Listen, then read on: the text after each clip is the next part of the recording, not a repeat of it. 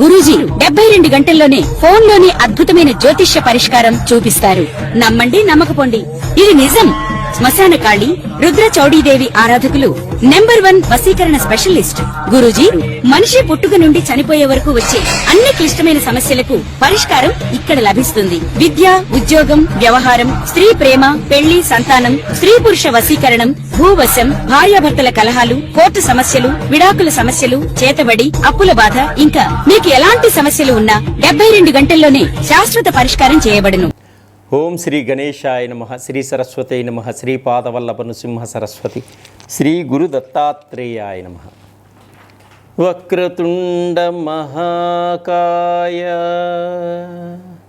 కోటి సూర్య సమప్రభ నిర్విఘ్నం కురు మే దేవా సర్వకార్యేషు సర్వదా. ప్రేక్షక మహాశయులందరికీ నమస్సుమాంజలు. నవంబరు మాసంలో మాస ఫలితాల గురించి మనం తెలుసుకుందాం. ఈ నవంబర్ మాసంలో ద్వాదశ రాశుల యొక్క మాస ఫలితాలు ఏ విధంగా ఉన్నాయి, గ్రహాల యొక్క స్థితిగతులు ఏ విధంగా ఉన్నాయి ముందుగా మనం తెలుసుకుందాం. నవంబరు 2వ తేదీ నవగ్రహాలలో ఉన్నటువంటి శుక్రుడు తులారాశిలోకి ప్రవేశిస్తున్నాడు. ఇలా శుక్రుడు ప్రవేశించటం వల్ల మనకి విశేషంగా ఫలితాలు వర్తిస్తాయి. అలాగే జన్మరాశి నుంచి లెక్కించినట్లయితే 2, 4, 5, 8, 9, 11 స్థానాల్లో రాసులలో శుక్రుడు సంచారం ఉన్న అద్భుతమైనటువంటి శుభ ఫలితాలని మనకిస్తాడు. గోచార రీత్యా శుక్రుడు సంచారం, శుక్రబలం వలన శుక్రుడు విశేషమైనటువంటి ఫలితాలను మనకిస్తాడు. తులారాశి వారికి, కన్యారాశి వారికి, కర్కాటక రాశి వారికి, మిథున రాశి వారికి, మీనరాశి వారికి, కుంభరాశి వారికి, వృశ్చిక రాశి వారికి అద్భుతమైనటువంటి ఫలితాలు రావడం జరుగుతుంది. సినిమా రంగంలో ఉన్నవారికి, టీవీ రంగంలో ఉన్నవారికి, నిర్మాతలకు కానీ, డైరెక్టర్లకు కానీ, నటీనటులకు కానీ అద్భుతమైనటువంటి అవకాశాలు రావడమే కాకుండా మంచి పేరు ప్రఖ్యాతులు, జనంలో గుర్తింపు బాగా వస్తుంది.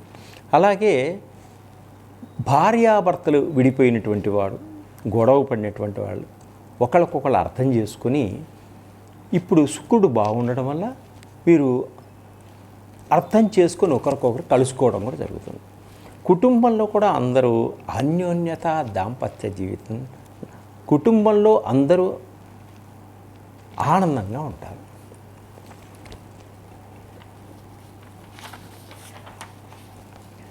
నవంబరు 15వ తేదీ బుధుడు వృశ్చిక రాశిలో ఉన్నప్పటికీ వక్రిస్తున్నాడు.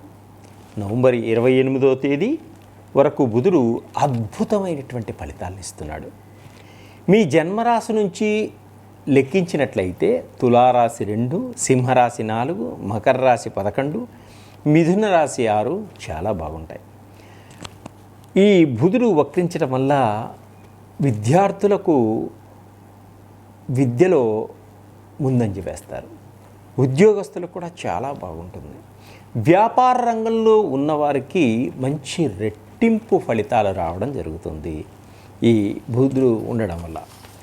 అలాగే నవంబరు 16వ తేదీ ఆదివారం సూర్యుడు వృశ్చిక రాశిలో సంచరిస్తున్నాడు కనుక నెల చివరి వరకు 4 రాశుల వారికి అద్భుతంగా ఉంటుంది, కార్యసిద్ధి ఉంటుంది.